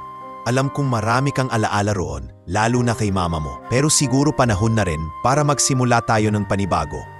Hindi naman ibig sabihin ito ay iiwan natin ang alaala niya. Dalhin natin iyon dito, sabay turo sa puso." Tahimik si Nathan, pero maya-maya ay ngumiti. "Kung kasama ko po kayo, Papa, kahit saan tayo lumipat, ayos lang. Hindi nagtagal, lumipat sila sa isang bagong bahay sa isang mas tahimik na subdivision sa labas ng syudad. Hindi kasing laki ng dati nilang mansyon, ngunit mas maliwanag at mas maaliwalas ang pakiramdam. Ang hardin ay puno ng mga bulaklak at may maliliit na puno kung saan madalas naglalaro si Nathan. Sa unang araw ng kanilang paglipat, sabay silang nagtanim ng isang puno ng mangga sa bakuran. Papa, sabi ni Nathan habang hawak ang pala, pwede bang ito na lang ang maging alaala natin dito? Para lumaki siya katulad ng bagong simula natin. Ngumiti si Adrian at tumango. Tama ka, anak. Habang lumalaki ang punong ito, lalaki rin ang bagong buhay natin. Sa bagong bahay, mas naging hands-on si Adrian. Hindi na siya nagpadala sa tukso ng sobrang pagtutok sa negosyo. Nagkaroon siya ng mas malinaw na balanse. Oras para sa kumpanya at higit sa lahat, oras para sa kanyang anak. Bago pumasok sa opisina, sinisigurado niyang naghahatid muna siya kay Nathan sa paaralan. Tuwing gabi, kahit pagod, lagi pa rin siyang nakikipagkwentuhan bago matulog ang bata. Papa, alam niyo po ba? Nakuha ko pong highest score sa exam namin sa math. Tuwang-tuwang kwento ni Nathan isang gabi. Nagliwanag ang mukha ni Adrian. Talaga? Ang galing mo anak? Dapat i-celebrate natin yan. Anong gusto mong gawin bukas? Pwede po bang mag-ice cream tayo? Sagot ng bata, sabay ngiti. Oo naman, kahit 2 scoop pa. Naging mas bukas na rin sila sa isa't isa tungkol sa kanilang damdamin. Kapag nakakaramdam ng lungkot si Nathan, hindi na niya ito tinatago. Diretso na niyang sinasabi sa kanyang ama. Papa, naaalala ko po si Mama ngayon. Pero hindi na ako masyadong malungkot kasi nararamdaman kong kasama ko pa rin siya kahit wala na siya. Hinahaplos ni Adrian ang buhok ng anak. At nandito rin na anak, hindi ka na kailanman mag-iisa. Dahil sa mas payapang kapaligiran, nakapag-focus si Nathan sa kanyang pag-aaral at sa mamahilig niya. Mas lalo siyang nahilig sa sining, lalo na sa pagguhit at pagpipinta. Minsan, ginuguhit niya ang kanilang bagong bahay. Minsan naman ang punong ipinanim nila sa bakuran. Isang araw, ipinakita niya kay Adrian ang isang liphang sining. Larawan nilang dalawa na magkahawak kamay, nakangiti. Papa, ito po ang gusto kong makita araw-araw. Masaya tayong dalawa. Naluha si Adrian. Salamat anak. Hindi ko alam kung paano ko maisusukli ang lahat ng tapang at pagmamahal mo. Pero pangako, gagawin kong mas maganda ang bawat araw natin. Sa paligid nila, unti-unting napansin ng mga kapitbahay ang magandang samahan ng mag-ama. Ang sipag ng bata, bulong ng isang kapitbahay habang pinagmamasdan si Nathan na tumutulong sa kanyang ama sa pagdidilig ng halaman. At halatang proud na proud ang tatay sa kanya. Isa silang inspirasyon, sagot ng isa. Ipinapakita nila na kahit anong pagsubok basta't may pagmamahal, kaya nilang bumangon muli. Sa bagong simula nilang iyon, hindi lamang sila nakatagpo ng bagong tirahan, kundi isang bagong pananaw sa buhay. Si Nathan, na dati takot at laging nagtatago, ngayon ay naging mas bukas at masigla. Si Adrian, na dating abala at halos nakakaligtaan ang anyang anak, ngayon ay mas buo ang anyang loob at mas determinado bilang isang ama. Sa bawat araw na lumilipas sa bagong bahay, mas lalo nilang nararamdaman ang katahimikan at kapayapaan na matagal nang nawala sa kanila. At bagamat hindi mawawala ang mga alaala ng nakaraan, hindi na iyon naging pasakit kundi paalala na mas pinili nilang lumaban at magsimula muli. At sa ilalim ng araw, habang magkasamang naglalaro sa bakuran, mas malinaw kaysa dati ang pangako ni Adrian sa kanyang anak. Anak, ito na ang ating bagong simula. At sa simula na ito, lagi akong nasa tabi mo, sa lahat ng oras, sa lahat ng laban. Sa bagong bahay na kanilang nilipatan, nagsimulang umikot muli ang mundo ni na Adrian at Nathan sa mas payapang ritmo. Ngunit, gaya ng lahat ng bagay, hindi lahat ng araw ay madali. Bagamat nakahanap sila ng panibagong simula, dumating din ang mga bagong pagsubok na kailangang harapin ng mag-ama. Isang umaga, habang naghahanda si Adrian para sa opisina, biglang lumapit si Nathan na may daladalang project sa paaralan. Papa, kailangan ko pong gumawa ng model para sa science fair namin. Pwedeng kayo po ang tumulong? Napatigil si Adrian. May nakatakda siyang mahalagang pulong sa parehong araw. Pulong na matagal na niyang hinihintay para sa isang malaking kontrata. Ngunit nang makita niya ang kislap ng pag-asa sa mata ng anak, hindi niya nagawang tumanggi. Siyempre anak, gagawan natin ang paraan. Kahit gabi na, tutulungan kita. Ngunit hindi laging ganoon ang nagiging desisyon niya. May mga araw na hindi niya kayang iwan ang negosyo. Isang hapon, nang sunduin ni Adrian si Nathan, natagalan siya ng halos 2 oras dahil sa traffic at meeting na inabot. Pagdating niya, nakita niyang nag-iisa ang anak sa waiting area ng paaralan. Yakap ang bag. Papa, mahina at may halong lungkot ang tinig ng bata. Kanina pa po ako naghihintay. Akala ko hindi na kayo darating. Sumakit ang dibdib ni Adrian. Agad niyang niyakap ang anak. Sorry anak, hindi ko sinasadya, pero pangako, hinding-hindi kita pababayaan. Kahit gaano katagal, darating at darating ako. Napagtanto ni Adrian na kailangan niya talagang baguhin ang sistema, kaya't unti-unti niyang inorganisa ang kanyang kumpanya. Iimalagan niya ang ilan sa kanyang mga pinagkakatiwalaang empleyado para sa mga trabahong kaya naman nilang gawin. Sa ganitong paraan, mas nagkaroon siya ng oras para kay Nathan. Kasabay nito, nagsimula siyang turuan ng bata ng disiplina at pananagutan. Hindi niya hinayaang lumaki. Itong puro lambing lamang ang natatanggap. Isang gabi, habang sabay nilang inaayos ang assignments, pinaalalahanan niya ito. Nathan, mahal kita at gagawin ko ang lahat para sa iyo, pero gusto kong matuto ka ring tumayo sa sarili mong paa. Hindi laging andito si Papa para ayusin ang lahat. Kaya simula ngayon, gusto kong matuto ka ring maging responsable. Tumango ang bata. Opo, Papa, susubukan ko pong maging masipag at masunurin. Dito nagsimulang masanay si Nathan sa mga galaing angkop sa kanyang edad. Tinuturuan siyang magligpit ng gamit, magplano ng oras para sa pag-aaral, at unti-unti ring binibigyan ng mga simpleng gawain sa bahay. Para kang maliit na gentleman, biro ni Adrian sa kanya. Kasabay ng mga pagbabagong ito, siniguro rin ni Adrian na mabigyan ng pinakamagandang edukasyon ang anak. Pinag-aral niya si Nathan sa isang kilalang paaralan na kilala hindi lamang sa akademikong galing, kundi pati na rin sa pagpapahalaga sa karakter at disiplina. Papa, ang dami ko pong bagong kaklase dito. Nakakatakot po nung una, pero gusto ko itong matuto. Kwento ni Nathan sa unang linggo niya sa bagong paaralan. Hindi mo kailangang matakot, anak. Gamitin mo ang tapang na natutunan mo. At tandaan, nandito lang si Papa sa likod mo. Sagot ni Adrian na may ngiti. Gayunpaman, may mga oras pa ring sumusulpot ang hamon ng kanilang bagong buhay. May mga panahong hindi na iwasang mapagod si Adrian sa dami ng iniisip. Ang negosyo, ang pagpapalaki sa anak, at ang mga responsibilidad bilang ulo ng pamilya. Ngunit sa bawat pagkakataong nadarama niya ang bigat, palaging bumabalok sa kanyang isipan ang mga luha ni Nathan noong gabing nasaksihan niya ang pananakit ni Bianca. Hindi na ako babalik sa ganong pagkakamali, bulong niya sa sarili sa tuwing napapansin niyang muli siyang nalulunod sa trabaho. Minsan, nakaupo siya mag-isa sa veranda ng kanilang bagong bahay, hawak ang isang tasa ng kape, habang pinagmamasdan si Nathan na naglalaro sa hardin. Lumapit ang bata at naupo sa tabi niya.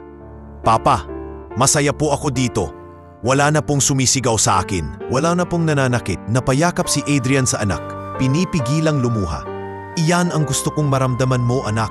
Naligtas ka, masaya ka, at hindi mo na kailangang matakot. Sa kabila ng mga bagong hamon, naging malinaw kay Adrian na mas matibay sila ngayon kaysa dati.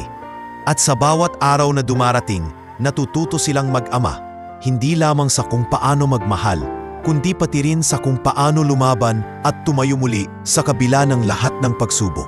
Ang kanilang bagong buhay ay hindi perpekto, ngunit sa puso ni Adrian, Isa itong tunay na walang pagsubok na hindi kayang malampasan basta't inuuna ang tunay na mahalaga. Ang pamilya, ang pagmamahal, at ang walang sawang pagkalinga sa anak na dati muntik nang mawalan ng ngiti. Habang nagpapatuloy ang kanilang bagong buhay, mas lalo pang lumawak ang mundo ni Nathan sa kanyang bagong paaralan. Hindi na siya katulad ng batang tahimik at puno ng takot. Unti-unti siyang nagkaroon ng tapang upang ipakita ang kanyang sarili. Ngunit hindi lamang iyon ang mahalaga. Sa kanyang paaralan, nakilala niya si Ginoo Reyes, isang guro sa sining na malaki ang naging papel sa pagbabalik ng kanyang kumpiyansa. Isang araw, habang gumuguhit si Nathan sa isang sulok ng silid-aralan, napansin siya ni Ginoo Reyes. "Nathan, ang ganda ng ginuguhit mo.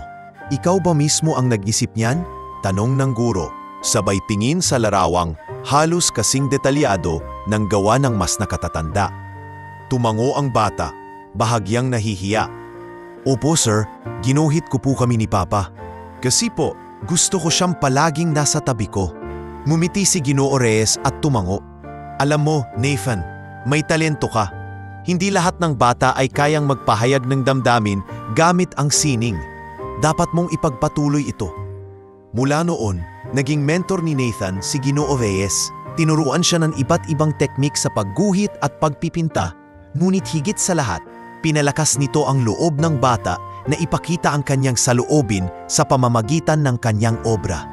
Sa bahay, labis na natuwa si Adrian nang makita ang pagbabago sa anak. Isang gabi, ipinakita ni Nathan ang isang sketchpad na puno ng kanyang mga guhit, mga larawan ng masayang sandali nilang mag-ama, ang bagong bahay at maging ang punong itinanim nila sa bakuran. "Papa, tingnan niyo po. Ginuhit ko lahat ng bagay nagpapasaya sa akin," masayang sabi ng bata. Napaluha si Adrian sa sobrang tuwa. "Anak, napakagaling mo. Ang mga guhit mo ay puno ng buhay. Nakikita ko sa kanila ang tapang at pag-asa mo."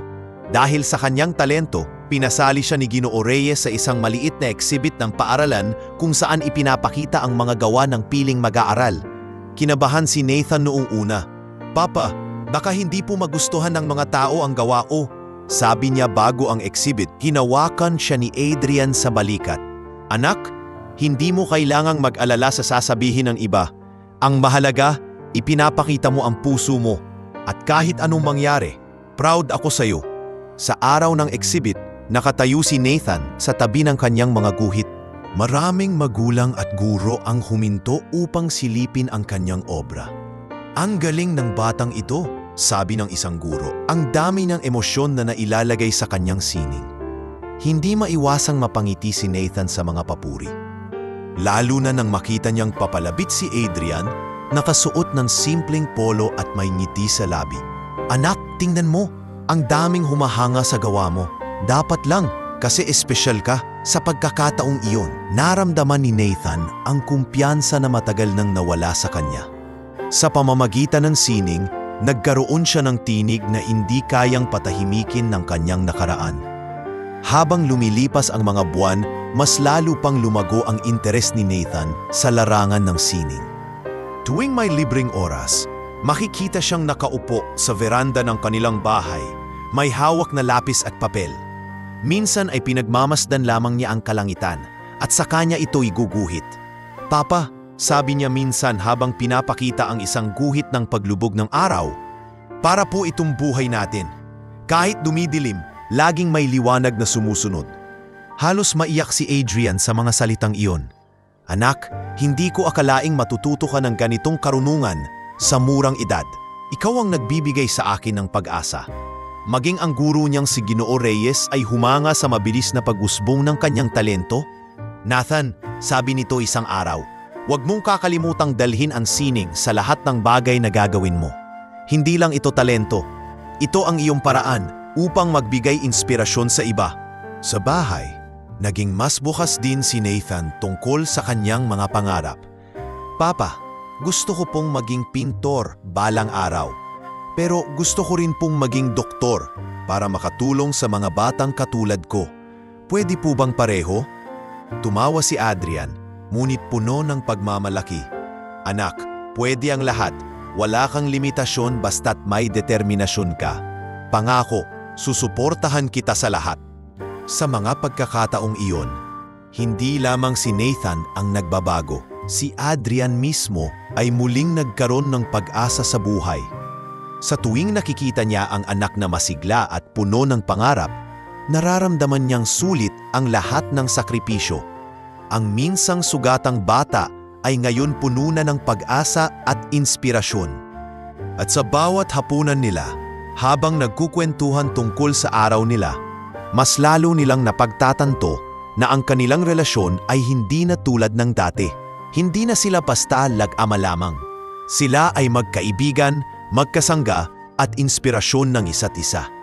Sa pagtatapos ng taon, dumalo si Nathan sa Recognition Day kung saan siya ay pinarangalan, hindi lamang bilang isa sa pinakamayit sa klase, kundi bilang isang batang nagpakita ng natatanging talento sa sining. Habang inaabot niya ang kanyang medalya, naroon si Adrian, palakpak ng palakpak at halos maiyak sa tuwa. "Papa, para po sa inyo ito," bulong ni Nathan habang inaabot ang medalya. Ngumiti si Adrian, pinunasan ng luha sa kanyang mata. "Hindi anak, para sa atin ito, para sa lahat ng pinaghirapan natin." Sa gabing iyon, habang nakaupo sila sa ilalim ng punong itinanim nila sa kanilang bakuran, sabay nilang pinagmamasdan ang kalangitan. At doon sa gitna ng katahimikan, malinaw ang kanilang nararamdaman. Sa kabila ng lahat ng sugat, ang pag-asa ay muling umusbong at ang kinabukasan ay mas maliwanag kaysa kailanman. Lumipas ang mga taon at naging mas maayos ang buhay nina Adrian at Nathan. Unti-unting nakilala si Nathan sa kanyang paaralan bilang isang batang may talento sa sining at mabuting asal. Ngunit sa likod ng katahimikan, may isang anino na muling nagbabalik, ang presensya ni Bianca. Isang hapon, matapos ang Recognition Day ni Nathan, pauwi na sila ni Adrian mula sa paaralan. Pagdating nila sa labas ng kanilang bahay, may isang babae na nakatayo sa kalsada, nakasuot ng itim na damit at nakasombrero. Nang ibaba ni Adrian ang salamin ng kotse, nagulat siya sa nakita. Bianca, mahina niyang bulong, puno ng pagkabigla. Lumapit ang babae, payat na at tila ba pinabayaan ang sarili. Malayo sa dating anyo nitong elegante at puno ng kumpiyansa. "Adrian, pwede ba tayong mag-usap? Hindi ako narito para manggulo." Agad na kinabahan si Nathan. Kumapit siya sa braso ng kanyang ama. "Papa, siya po ba si?" Hinaplos ni Adrian ang balikat ng anak. "Oo anak, huwag kang matakot, nandito ako." Pinapasok ni Adrian si Nathan sa loob ng bahay at kinausap si Bianca sa hardin. "Ano pa bang kailangan mo, Bianca? Hindi ba't malinaw na tinapos na ng korte ang lahat?" Napabuntong hininga si Bianca, tila ba hirap na hirap. "Alam ko, Adrian, alam kong wala na akong karapatan. Pero dumating ako para humingi ng tawad, hindi lang sa'yo, kundi lalo na kay Nathan." Mariing tumingin si Adrian. "Kung talagang totoo ang sinasabi mo, bakit ngayon lang? Ilang taon mong pinaramdam sa kanya na wala siyang halaga. Hindi madaling burahin yun." Tumulo ang luha ni Bianca. "Tama ka, pero mula nang mawala ka sa buhay ko, lahat ng bagay ay bumagsak. Nawalan ako ng pera, iniwan ako ng mga kaibigan na akala ko'y totoo. At sa lahat ng iyon, na-realize ko na ang pinakamalaking kasalanan ko ay ang pananakit sa bata. Hindi ako karapat-dapat, pero sana bigyan niyo ako ng pagkakataong makapagsabi ng sorry." Habang nagsasalita siya, nakasilip si Nathan mula sa bintana. Kita niya ang dating madrasta. Ngunit sa halip na galit ang maramdaman, may halong kaba at tanong sa kanyang murang puso. "Papa," bulong niya nang pumasok si Adrian. "Gusto ko po ba siyang makita? Kahit sandali lang?" Nagulat si Adrian. "Anak, hindi mo kailangang gawin yun. Hindi kita pipilitin." Umiling si Nathan, nag-isip at saka tumango. "Gusto ko pong marinig siya, para matapos na rin." Kaya't muling lumabas si Adrian, kasama si Nathan. Tahimik na lumapit ang bata. Hawak-hawak ang kamay ng kanyang ama. Nang makita ni Bianca si Nathan, agad siyang lumuhod sa harapan nito. "Nathan, anak," naputol ang kanyang salita nang makita ang takot sa mata ng bata. "Alam kong hindi mo ako matatawag na mama At hindi rin kita hinihiling na tanggapin ako. Pero gusto kong humingi ng tawad. Hindi ko dapat ginawa sa iyo ang lahat ng iyon. Mahal ka ng papa mo. At sana mahalin mo rin ang sarili mo dahil hindi ikaw ang may kasalanan. Tahimik lamang si Nathan. Tumingin siya kay Adrian na mahigpit ang hawak sa kanyang kamay, saka muling bumalik ang kanyang tingin kay Bianca. Hindi ko po alam kung mapapatawad ko kayo ngayon. Ang alam ko lang, hindi na ako natatakot at may papa ako na nagmamahal sa akin. Hindi ko na kailangan ng iba. Nang marinig ni Bianca ang mga salitang iyon, lalo siyang lumuha. Naiintindihan ko. Salamat Nathan. At sana, kahit hindi mo ako mapatawad ngayon, dumating ang araw na mapatawad mo ako. Pagkatapos ng sandaling iyon, tumalikod si Bianca at umalis ng walang dalang anumang bagay kundi luha at panghihinayang. Pagbalik sa loob ng bahay, niyakap ni Adrian ang anak. Anak, proud ako sa iyo. Hindi mo kailangang magalit o sumigaw. Pinakita mong matapang ka at marunong na. Ngumiti si Nathan kahit may bakas ng lungkot. Papa, tama po kayo. Hindi ko na kailangang matakot. Kasi kahit anong mangyari, kasama ko kayo. At sa gabing iyon, habang magkasamang kumakain, ramdam nilang tuluyan ng nagsara ang isang madilim na kabanata ng kanilang buhay. Sa kabila ng pagbabalik ni Bianca, malinaw na wala na siyang kapangyarihan sa kanila. Ang kanilang nakaraan ay hindi na kailanmang makakasira sa kasalukuyan at sa kinabukasan nilang mag-ama. Mabilis na lumipas ang mga taon matapos ang huling pagtatangka ni Bianca na bumalik sa kanilang buhay. Si Nathan, na dati mahiyain at puno ng sugat mula sa nakaraan, ngayon ay lumaki na bilang isang mas matatag na binata. Sa tulong ng walang sawang suporta ng kanyang ama at ng mga taong naniwala sa kanya, unti-unti niyang natupad ang kanyang mga pangarap. Nang magsimula ang bagong school year sa kanyang high school, naging mas kilala si Nathan bilang isang estudyanteng hindi lamang matalino kundi may likas na talento sa sining. Sa bawat klase, hindi lang siya basta pumapasa. Lagi siyang nasa itaas. Papa, nakakuha na naman ako ng mataas na marka sa science at math. Masayang balita niya isang hapon. Mumiti si Adrian, may kasamang halakhak. Hindi lang pala sa sining ka magaling, anak. Lahat ng larangan, kaya mo. Proud na proud ako sa'yo. Ngunit higit pa sa akademikong galing, lumutang si Nathan sa larangan ng sining. Naging tanyag ang kanyang mga obra, lalo na nang isama siya ng kanyang mentor na si Ginoo Reyes sa isang regional art competition. Sir, hindi po ako sigurado. Baka hindi magustuhan ng mga tao ang gawa ko. Ani Nathan, kinakabahan habang hawak ang kanyang painting. Ngumiti si Ginoo Reyes at tumapik sa balikat niya. Nathan, hindi ito tungkol sa gusto ng iba. Ito ay tungkol sa tapang mong ipakita ang laman ng puso mo. At iyon, hindi kailanman mababali ng kahit sinong kritiko. Dumating ang araw ng kompetisyon. Sa harap ng mga hurado at manonood, nakadisplay ang painting ni Nathan, isang obra na naglalarawan ng isang batang nakayakap sa kanyang ama, habang sa likod nila ay isang puno ng mangga na nakatanim sa bagong bakuran nila. Lahat ng nakakita ay natigilan sapagkat hindi lang ito basta larawan, ito ay salaysay ng pagbangon at pagmamahal. Matapos ang mahabang deliberasyon, inanunsyo ang resulta. Ang panalo para sa kategorya ng kabataan ay si Nathan De Vera. Tumayo ang lahat at pumalakbak.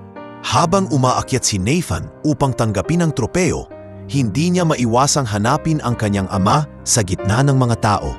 Nandoon si Adrian, nakatayo palakpak ng palakpak, luhaan ngunit nakangiti. Papa, para po sa inyo ito, sabi ni Nathan habang tinatanggap ang tropeo. Pagkatapos ng kompetisyon, marami pang pagkakataon na naimbitahan si Nathan sa iba't ibang exhibit. Maging ang ilang kritiko ay napansin na siya. May kakaibang hinuhugot ang batang ito. Hindi lamang talento, kundi kaluluwa ang nakapinta sa kanyang mga gawa. Komento ng isang kilalang art critic. Sa bawat tagumpay ni Nathan, laging naroroon si Adrian. Tuwing may exhibit, siya ang unang dumadating at huling umaalis. Hindi niya hinayaang maramdaman ng anak na nag-iisa siya sa kanyang laban. Ngunit hindi lang sa sining umikot ang tagumpay ni Nathan. Sa paaralan, naging inspirasyon din siya sa kanyang mga kaklase. Marami sa kanila ang lumapit at nagsabi, "Nathan, dahil sa'yo, na-inspire akong ipaglaban din ang sarili kong pangarap." Hindi niya inaasahan na ang kanyang kwento ng sakit at pagbangon ay makakaapekto sa iba.